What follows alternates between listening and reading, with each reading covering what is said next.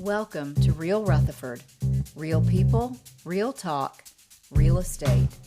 Coming to you live from Rutherford County, Tennessee. Hey everybody, welcome back to Real Rutherford. I'm Tracy Turner with Onward Real Estate.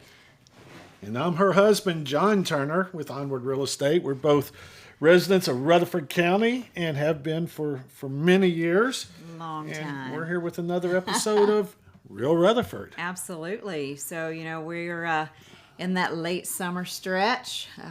It's still plenty hot outside, but kids are back in school. Wow, school's back in session already? I know, it's so crazy. It seems like they just got out for summer break. I saw all the little kids getting off the bus this afternoon. I don't know whether parents are sad that summer break's over. I've seen some of them that are a little happy that the kids are back in school. There's a few that do their own back to school post every year, and I love that. It's so funny. But anyway, so between the market and school events and all the local happenings, I think, have a lot to talk about. Yeah, and our goal here on Real Rutherford is to bring you pertinent information about Rutherford County with a good slant towards real estate and community happenings. So we will be covering a new subdivision that's been approved in LaVergne. Yes, that has actually gotten some real attention on social media. A lot of attention. Yeah. So we'll talk about that. We'll talk about some fresh market stats straight from this week's numbers. And we've got some community events that will hopefully make you want to get out and about and explore Rutherford County a little bit. So, all right. So shall we start with LaVergne and this new development? Yeah. So new development got approved. There was a local news station who did a story on it, and it created a little bit of a firestorm on social media. So much that, to his credit, I saw Jason Cole, who is the mayor of LaVergne, got on and tried to dispel some of the information that had been put out, because maybe it was not, I won't say it was false information, but maybe it was not as accurate as it could have been. Exactly. Yeah. So this new development is called Twinning Stations, and it's going to be some of it off the main access road toward I-24. So it's off Waldron Road. Exactly. And if you're familiar with where Blair Road runs into Waldron Road, right over there, so it's on the I guess they call it the south side. To me, it always feels west, but I guess the south side of 24. But I feel like 24 should run north-south and not be east-west. But anyway, that's another discussion. Yeah, that's another day. Yeah. So, but anyway, it looks like it's going to be a mix of single-family homes, possibly some townhomes, and from early info. Well, not early info. It's info that's been approved that there's going to be what we call mixed use. So the mixed use information, or the mixed use, means that there's going to be retail there. The goal is to have a national grocery chain there, which we know that side of LaVergne really can use one, because either they're driving to the other side of LaVergne over off Murfreesboro Road to go grocery shopping, or have to go down to Sam Ridley Parkway. So that should ease some congestion going those places as well. Right. But the article came out and said there was going to be 11,000 residential homes there. And I'm thinking, man, there's just not enough room there. According to the mayor, he posted that there was going to be about 550. According to our count, we came up with 578 units that have been approved over there. That's correct.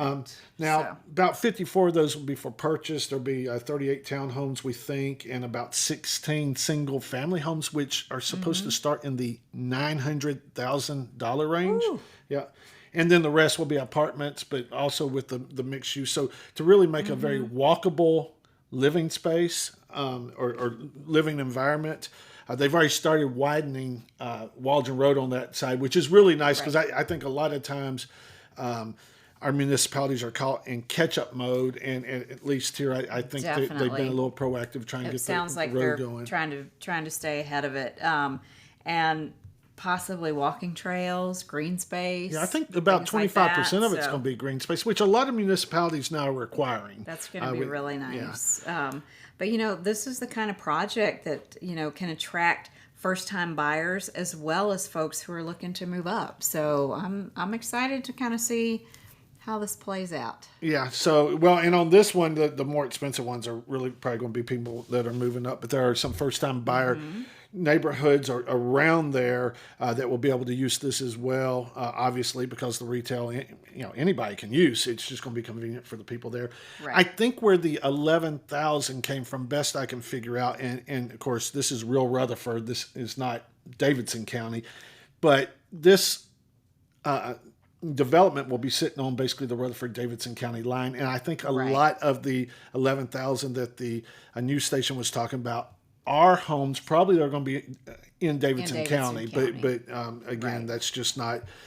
We have not researched it that far because Davidson County codes and planning is a totally different beast there. But anyway, it'll be interesting to see how that comes into play. One of our goals here on Real Rutherford is to keep you up to date with some of the new things coming in, whether it is restaurants, whether it's new subdivisions, just different things, because we do want you to know what's going in. And plus, being realtors, we do kind of like to stay on top of those things for our clients. Absolutely, we do. Yeah. It's always good to know. So we will keep you updated as we get more information on that. So, and I think that our real estate tip this week should talk a little bit about zoning, because looking at the comments online, there were several comments saying, well, you've approved such and such before, and now this subdivision does not look anything like the pictures, and how do we know that this is going to look like the pictures? And a lot of that has to do with zoning. So, and not to delve too deep into this, we don't want to bore our listeners to death. But there's a couple of different ways things can be zoned.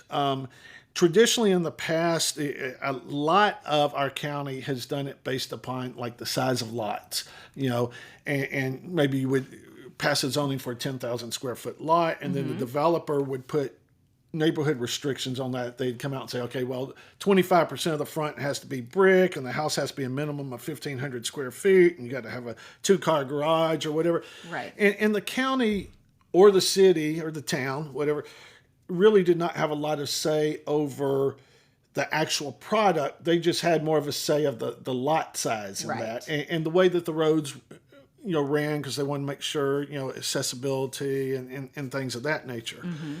What we have really seen a shift to lately is more of a planned development, whether it's a PUD, like a unit development, or PRD, a planned residential. And what these are, the benefit to the developer is the developer can, generally speaking, get more units on that land, which works for them financially. Absolutely, it does. But the benefit to the municipality is the developer has to come through with a very specific plan of, these are going to be townhomes right here. They're going to be 2-story. They're going to have this type of exterior. This is the design. This is the layout. Or if they want to put, a commercial something over here with it, okay, that's fine, but it will meet these needs. It can only be and so the municipality has a lot of input on exactly how that looks. So more control, a lot more control. Yeah. So the trade-off is, you do usually end up with more density, but the municipality ends up with more control. And that's the balancing act of do we want the municipalities to have more control over what's going in there, but have more units, or do we want less units, but not as much say so over what's going in? And if you're listening to this on one of the mediums that actually allow you to comment, we would love for you to comment about what you would prefer and your thoughts on this. And we certainly would love to see that, and we'll respond to you as well on that. So, but that's our tip, is talking about zoning today a little bit, and just a brief overview on that. But I think now we want to give our Rutherford County housing market update for the week. Market update. All right. This is for obviously the week ending today, right? Yeah. The 11th. Well, this is the 12th actually when this is that's dropping. right. Yeah, and it's the week So- ending the 11th. The 11th. Yeah. So, okay. So we've got some fresh numbers this week. Mortgage rates actually improved this week.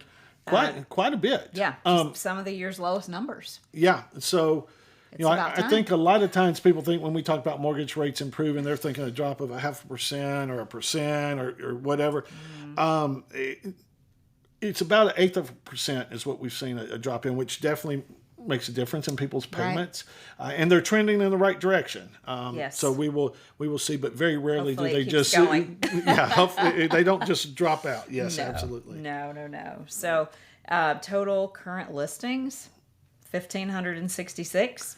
Which is some of the higher numbers that we've seen. So buyers have a lot more choices right now. Definitely. Sellers, you have more competition. Right. Yeah. So we've got 102 pending sales, and we've got about 3.28 months supply of houses available. Yep. So I will remind our listeners that it is still considered a seller's market right now, but it's a soft seller's market. Right. Buyers have as we said, a lot more choices. You've got more competition. But we're really getting real close to a balanced market, which it feels like a slow market because It our does, market was but- moving so fast. We were just talking about that today, weren't we? How We were.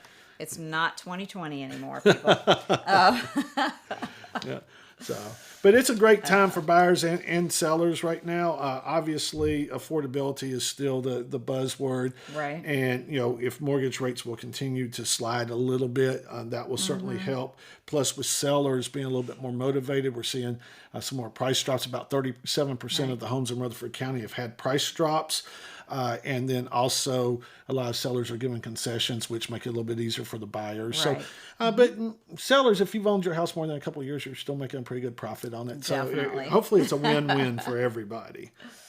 Why don't we get deal. into some upcoming activities here in Rutherford County? Sounds good. That's always the fun stuff, right? Yeah. So Friday, August 15th, we've got lunch on the plaza. That's from 11 a.m. to 1 p.m. Civic Plaza in Murfreesboro. Food trucks, of course, and y'all know by now that's my favorite thing. We've got some live music by Roland Justice, and so it's just a good time to sit outside, have lunch, relax a little bit, take a break. Yep. So Kick off the weekend right, just really relaxed, and food trucks are always good. And the list was not up yet of what food trucks will be there, Okay. so definitely can check that out on the City of Murfreesboro's website. Also, at the St. Clair Senior Center on Sunday, August 17th, from 2 to 4. Where are they going to be doing? Line dancing. Yeah, some Sunday line dancing there. So if you would like to go out and do some line dancing, it is the senior center, but I'm not sure that's limited to seniors. I really don't know. So well, it sounds like a great time. Yeah. So very good. Okay, and then Tuesday, August 19th, from 7 a.m. to 1 p.m., we've got the Rutherford County Farmers Market, and that's going to be at Lane Agri Park. So you've got produce, artisan goodies. Just a great time to stock up and support our local growers. Yeah, I think sometimes we forget about that being on Tuesday because we have the big farmers markets on the weekends here. Right. But yes, so we this got is that one Tuesday. a good weekday time to get out and check that out. So. Yeah. So also, here's a great event that you can give back to. Milestone, is that the way I said it? Milestone Chiropractic. Yeah, they're sponsoring a Souls for Souls shoe drive. They're collecting new and gently used shoes. And these will help out the Isaiah 17 house. The donated shoes will help raise funds for Isaiah 17 house, which is another great charity in our neighborhood. So you could donate those shoes at their office. They're located at 611 North Maple Street, and they are taking those from August 4th till October 4th. So you've got a little bit of time to get those. That's great. There. Yeah. Okay.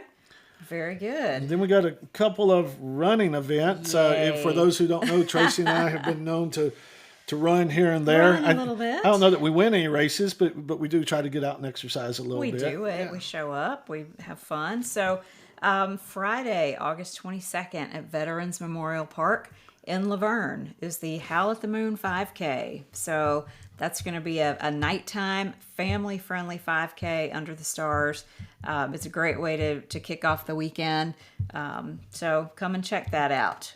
Yeah, absolutely. And speaking of that, that could be a good warm-up. The 5K can be a warm-up for the Top Gun Night Run 6K, which is in Smyrna. Yes. 6K is about 3.6 miles, I think. It's under 4. Yeah. It's very doable. But it's really cool because it's at night, and you get to start at Town Center. You run over near the airport, come through the golf course and back under, and usually they have a great band that's playing. I have not seen. I'm sure they've got it out there. I just have not seen who is playing right now.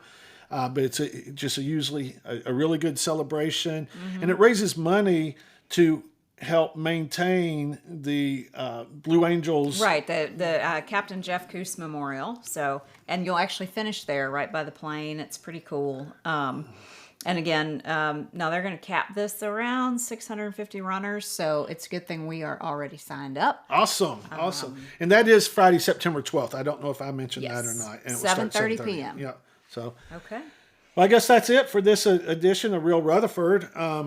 We definitely appreciate y'all joining us. Where we, today talked about some a new development. We talked about some zoning and some upcoming things, and of course what's going on with the real estate market. Right. Yeah. And I hope everybody's adjusting to the school schedule now. Schedule. That's right. And speaking of that, next week we'll talk a little bit about some school zone changes and how they impact your home value, and we might have a staging tip for you as well. So. I think that's it. So until next time, keep it real, Rutherford. Real Rutherford is a production of the Turner Victory team at Onward Real Estate. License number 276665. Please check us out at turnervictory.com.